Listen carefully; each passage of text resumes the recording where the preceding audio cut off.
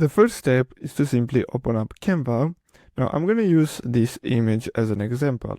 Now, as you can see at the bottom, we have the timeline. So I'm using a video template. Now we're going to have to duplicate this page. So simply duplicate your page. Now the second one, we have to basically scale this up. So let's zoom in on his face. So I'm going to increase and let's move it right here. Now, the next step is to simply add a transition. So what we're gonna have to do is simply select here. So let's choose transition, and then we're gonna have to choose match and move.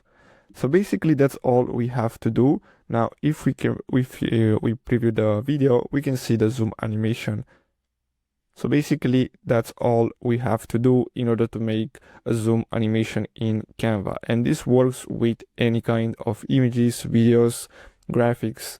So I really hope you found this video helpful. Don't forget to like and subscribe. Thanks for watching, guys.